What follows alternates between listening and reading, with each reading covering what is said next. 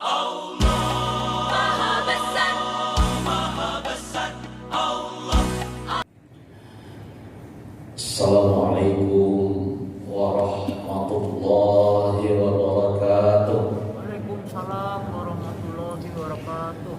Alhamdulillahilladzi an'ama 'alaina bi ni'matil imani wal islam. Asyhadu an la ilaha illallah wahdahu la syarika lah wa asyhadu anna Muhammadan 'abduhu wa rasuluhu al-mab'uts rahmatan lil 'alamin. Allahumma shalli ala Muhammadin wa ala alihi wa sahbihi ajma'in. Amma ba'd. Qala Allah ta'ala fil Qur'anil Karim, a'udzu billahi minasy syaithanir rajim. Bismillahirrahmanirrahim. Qad aflahal mu'minun alladzina hum fi shalatihim khashi'un. Sallallahu. Masyaallah muslimin, sedang dimasuki Masjid Al-Hakim yang dirahmati Allah Subhanahu wa taala. Pertama sekali kita bersyukur kepada Allah Subhanahu wa taala kepada Allah membangunkan kita pada pagi hari ini. Dalam arti kata Allah mengizinkan kita semua untuk menginjak bumi milik Allah, untuk bernaung di bawah langit kepunyaan Allah, untuk bertebaran di muka bumi milik Allah, menghirup oksigen milik Allah Subhanahu wa taala, dan menikmati cahaya matahari kepunyaan Allah. Mudah-mudahan mulai dari awal pada hari ini sampai nanti semua upaya yang kita lakukan diridai dan berkahi oleh Allah Subhanahu wa taala. Amin ya Allah ya rabbal alamin. Salawat dan salam kita mohon kepada Allah, kiranya serta curah untuk kekasihnya Nabi Allah Nabi Muhammad sallallahu alaihi wasallam. Bapak Ibu yang disayangi Allah Subhanahu wa taala, teristimewa Bapak dan Ibu jemaah majelis zikir yang sengaja hadir dari Kota Bukit Tinggi, kami ucapkan selamat datang di Masjid Al-Hakim di Pantai Maluk Padang ini. Mudah-mudahan Bapak dan Ibu sedang beribadah di masjid kita ini, dan tentunya atas nama juga pengurus mengucapkan terima kasih atas kehadirannya dan kepercayaan Bapak dan Ibu untuk beribadah mulai dari tahajud dan malam sampai pada pagi hari ini. Semoga semua upaya yang dilakukan berkah dan diridai Allah Subhanahu wa taala. Amin ya Allah. Bapak Ibu yang dirahmati Allah, kajian subuh kita pada malam hari ini kita masih menyambung kajian kita yang lalu. Bagi ibu-ibu yang dari Bukit Tinggi nanti mungkin bisa nanti melihat, karena ini ada di YouTube juga, biar tersambung, nanti ada di YouTube, bisa diakses itu. Ceramah Masjid Al-Hakim, ketik saja begitu, atau mungkin diketik nama kami sendiri Beni Wais, ini akan ada nanti bisa dilihat. Jadi bisa tersambung nanti kajian-kajian kita sebelumnya di Masjid Al-Hakim, sudah berapa kali kajian. Baik Bapak dan Ibu, kita masih bicara seputar sholat. Tadi kami awali kembali dari surat Al-Mu'minun. Beruntung orang yang beriman, yaitu orang yang khusyuk dalam sholatnya. Bapak Ibu yang disayang Allah,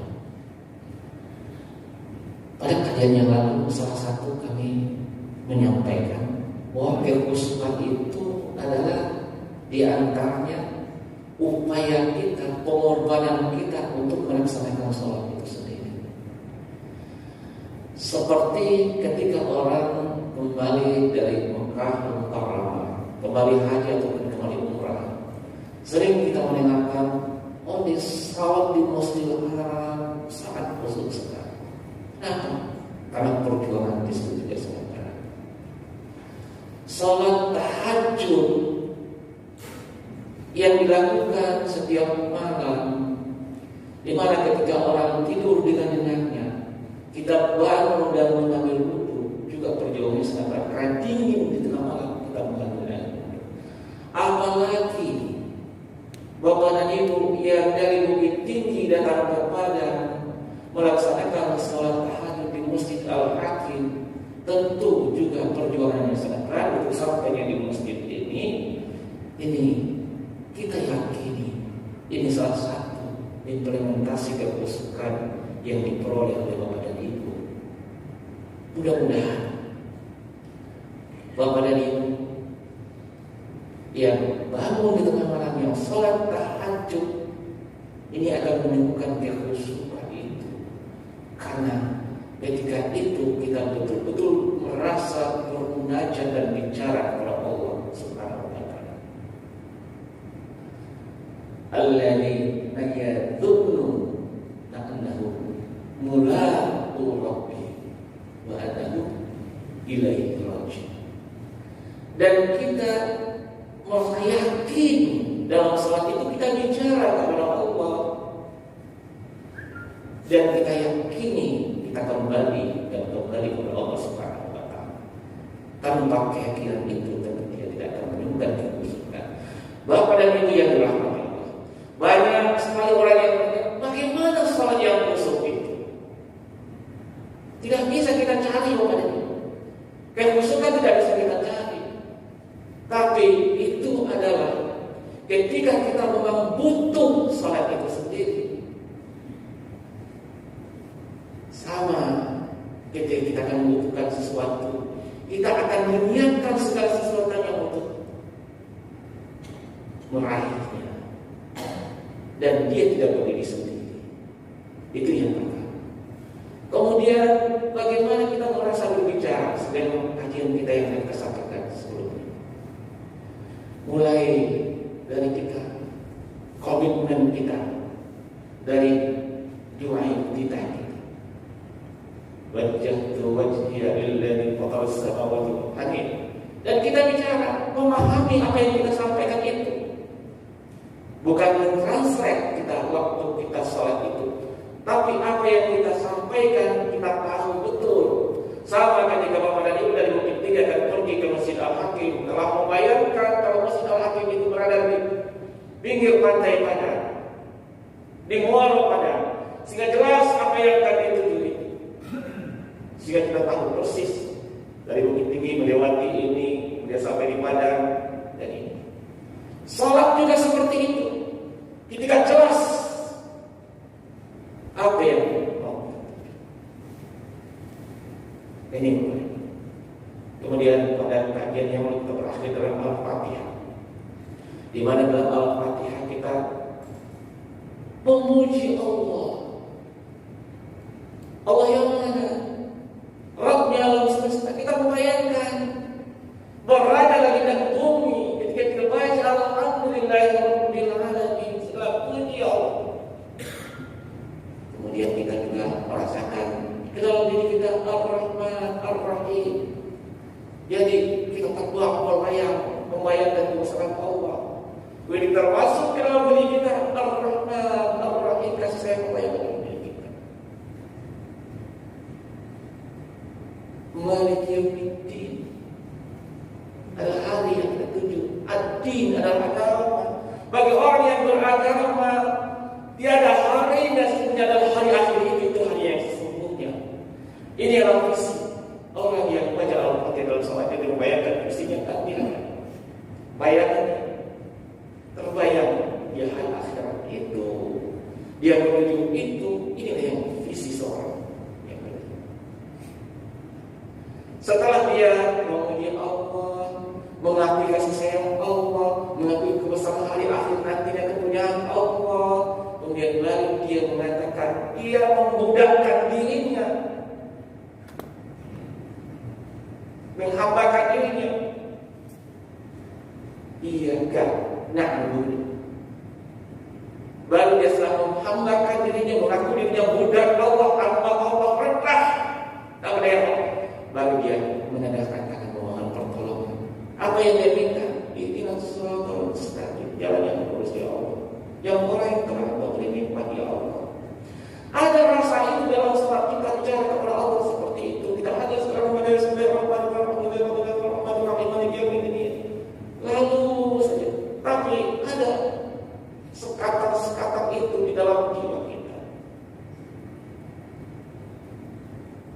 Suratul ladzina an'amta 'alaihim ghairil maghdubi 'alaihim waladdallin. Bukan jalan orang yang murka ya Allah, bukan jalan orang yang bayangkan orang-orang yang dimurkai oleh Allah Subhanahu wa taala. Tolonglah orang yang sesat. Kita bukan mengikuti jalan itu. Ini bukan ini. Ini terakhir kajian kita yang lalu. Kemudian pada malam hari ini untuk menyambung kajian itu, duduk di antara dua sujud kepada itu. Setiap kita sholat, ada 8 doa yang kita panjatkan kepada Allah Subhanahu wa taala. 8 doa. Pertanyaannya kepada ibu, apakah dalam sholat itu, dalam duduk antara dua sujud itu, setiap sholat merasakan kepada ibu mohon kepada Allah doa-doa itu, atau hanya sebatas kita menghafal bacaan itu?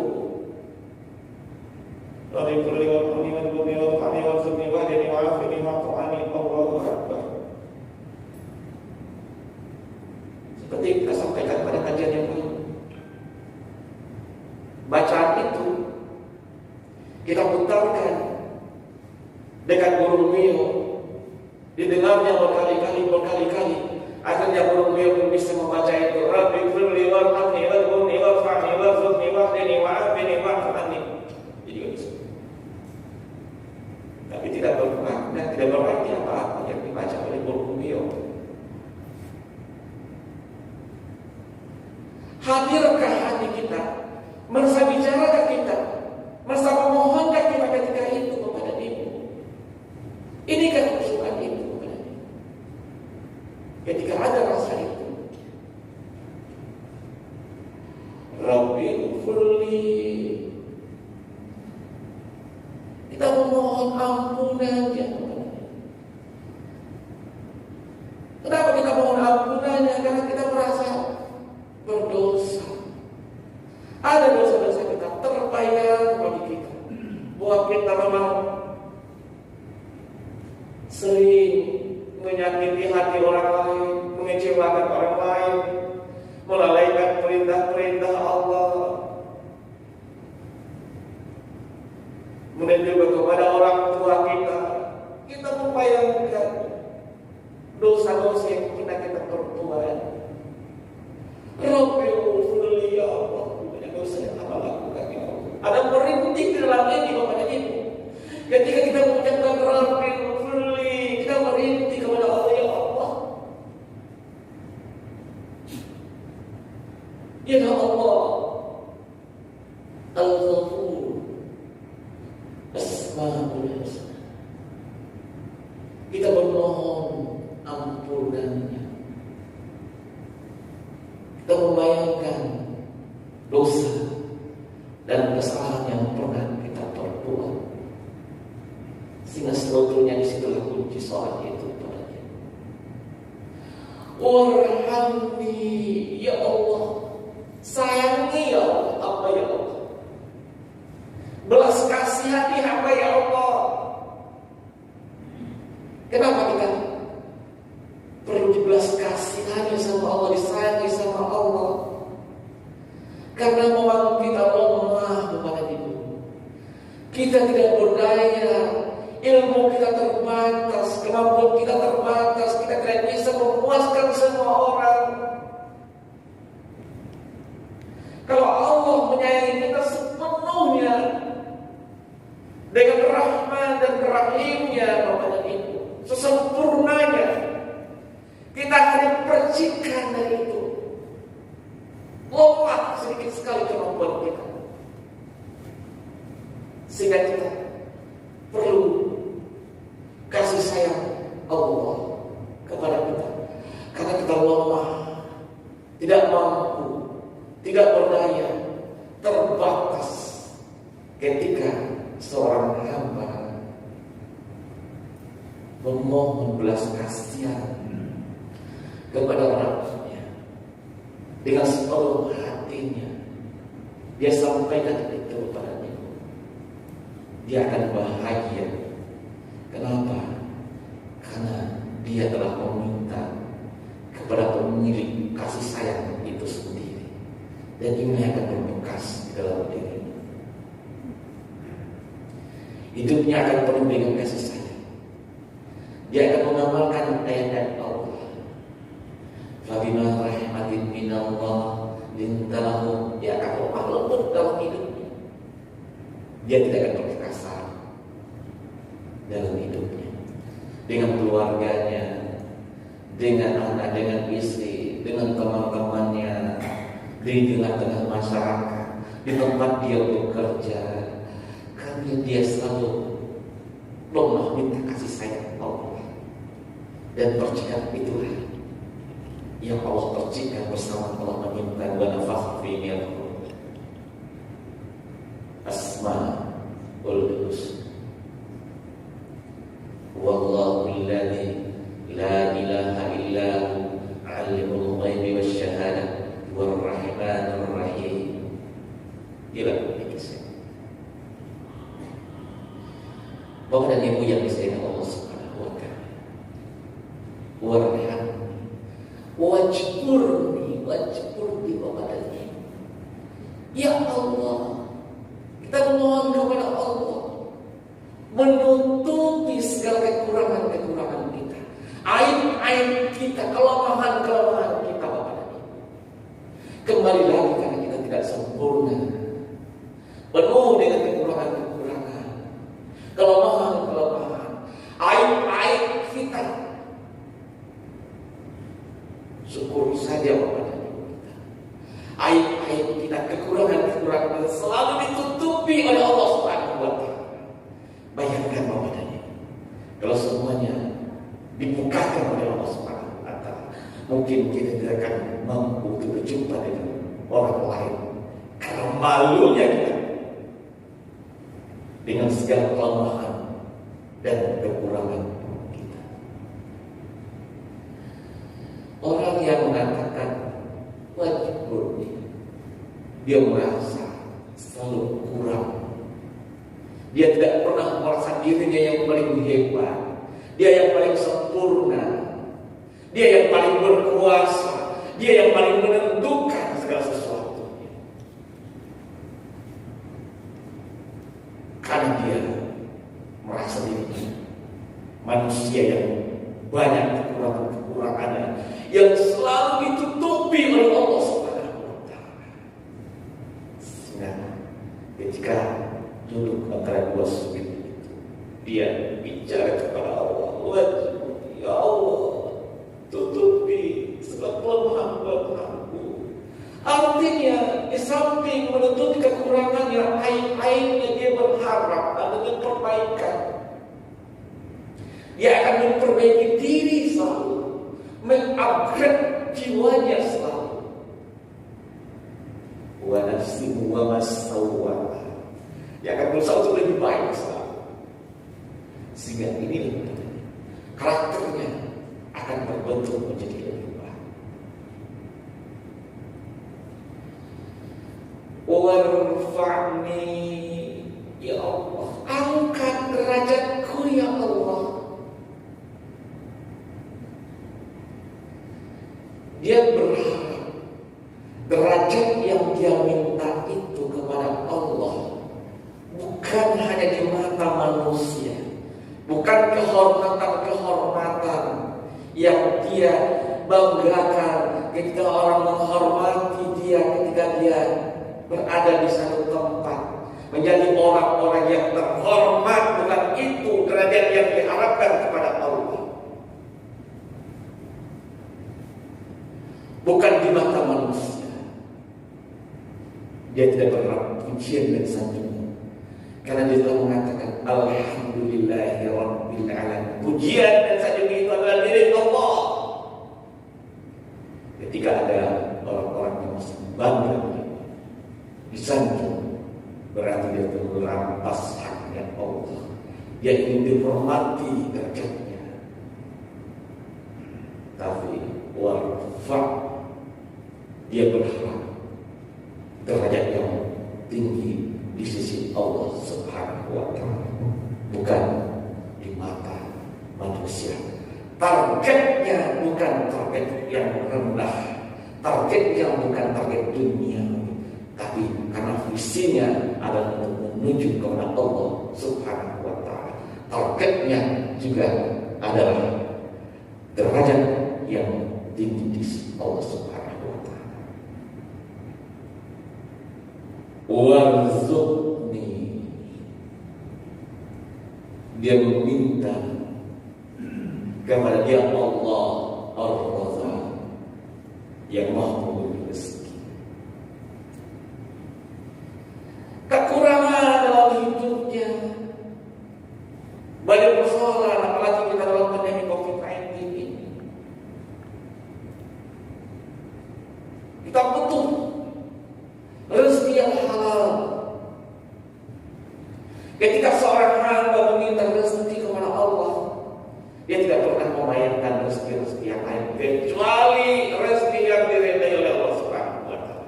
Ketika dia punya komitmen itu memohon kepada Allah, dia akan berjalan sesuai dengan ketentuan Allah dalam menggapai meraih rezeki dan karunia dari Allah Subhanahu wa Ta'ala. Dia tidak akan melenceng ke kiri, melenceng ke kanan untuk mendapatkan sesuatunya, untuk menghidupi anak dan istrinya, menghidupi keluarganya. Tapi dia akan berjalan di jalan yang lurus karena rezeki itu yang diminta kepada dia. Allah pemilik rezeki itu sendiri. Bayangkan Bapak dan Ibu, masihkah orang yang minta rezeki itu kepada dia Allah? Dia akan masih mau menipu orang lain dalam hidup. Dia akan masih mau menikmati yang tidak halal, yang haram di dalam hidupnya. Dia malu kepada Allah SWT. Dia Allah. Oh, kata dia yang merahmati Allah, wah ini tunjuki aku ya Allah. Kembali lagi, dia merasa ilmunya sedikit sekali, sangat terbatas, sehingga dia selalu meminta petunjuk dari Allah, hidayah dari Allah. Karena Allah memiliki petunjuk itu, dia akan berjalan di jalan yang lurus sesuai dengan tuntunan Allah dan Rasul. Wahdini wa'afini, afiatkan kami ya Allah. Bukan hanya sehat secara fisik, tapi melebihi kesehatan fisiknya. Afiat itu juga kesehatan jiwanya, kedamaian hati, ketenteraman batinnya. Dan dia merasakan itu yang lebih penting dalam hidupnya. Mu'af. Ketika seorang hamba yang meminta kepada Allah afiat di dalam dirinya, itu sudah terangkum di situ. Bukan hanya hal-hal yang bersifat fisik, tapi adalah batin, kedamaian hati dan ketenteraman batin. Karena inilah juga kunci dari penyakit-penyakit fisik. Ketika mental kita, jiwa kita tidak siap, sehingga penyakit-penyakit fisik kita juga akan mudah hinggap ke dalam diri kita.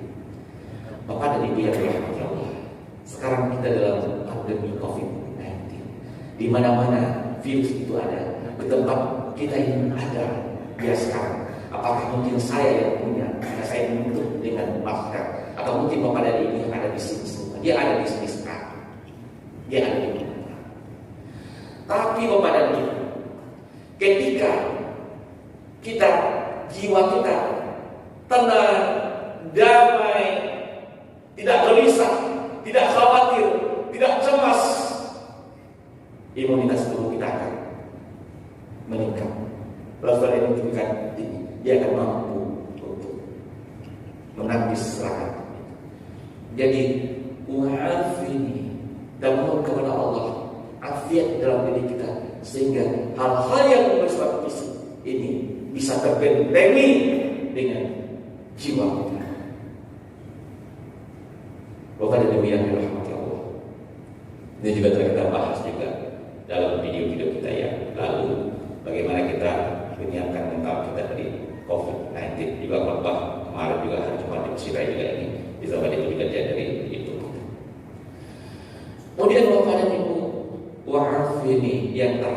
wa'fu anni, maafkan ya Allah. Bapak Ibu, mungkin Bapak Ibu bertanya, Rabbil Furli, ada ampunan, ada juga memaafkan, ada dua asma Allah, Al-Ghafur, Al-Afu. Ampunan kepada Ibu terhadap dosa-dosa yang kita perbuat. Ini sudah dengan asma Allah, Al-Ghafur. Dan ini Bapak dan Ibu, semuanya ini masih akan ketemu nanti, walaupun sudah diampuni oleh Allah Subhanahu wa Ta'ala, tetapi kita tidak lagi akan diazab oleh Allah karena perbuatan kita. Tapi ini tetap menjadi catatan di atas kita bahwa kita pernah berbuat. Catatan itu terkait. Tetapi al-afu, maaf, kemaafan ini telah menutup semuanya. Makanya itu terakhir dalam doa. Habis, terhapus semuanya. Jadi kedua-duanya ini selalu kita mohonkan kepada Allah Subhanahu wa Ta'ala agar kita betul-betul diampuni dan dimaafkan oleh Allah Subhanahu wa Ta'ala atas kesalahan dan dosa yang pernah kita perbuat. Bapak dan Ibu yang disayang Allah Subhanahu wa Ta'ala, agaknya itu pada malam hari ini 8 doa yang kita panjatkan kepada Allah dalam setiap sholat kita. Intinya bagaimana doa-doa ini betul-betul kita rasakan dalam setiap sholat kita. Ketika 8 ini bukan ini sudah cukup semuanya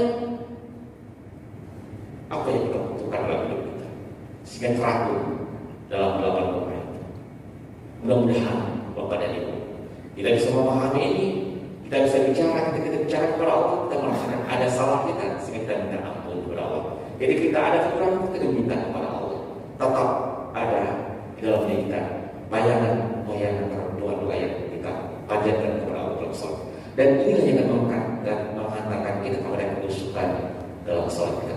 Mudah-mudahan kepada Ibu kita akan lebih baik dan lebih baik lagi ke depan, dan kita berupaya selalu meningkatkan kemampuan mendekatkan diri kita kepada Allah Subhanahu wa Ta'ala, sehingga ketika nanti waktunya Allah memanggil kita, tak ada yang lain yang keluar dari diri kita kecuali terima la ilaha illallah. Dan Allah panggil kita dengan panggilan kesayangan Allah, ya ayyuhan nasu mutmainnah irji ila rabbika radiyatan fadkhuli fi ibadi wadkhuli jannati. Hanya itu isi hidup kita, tak ada yang lain, menuju jannahnya Allah, menuju surga Allah Subhanahu wa Ta'ala. Mudah-mudahan kepada Ibu jemaah dan kita semua, saudara-saudara kita dan jemaah-jemaah yang ada pada malam hari ini dari Bukit Tinggi maupun yang ada dari Kota Padang, kita dikumpulkan kepada Allah dalam jannahnya Allah. Billahi taufiq wal hidayah. Wassalamualaikum warahmatullahi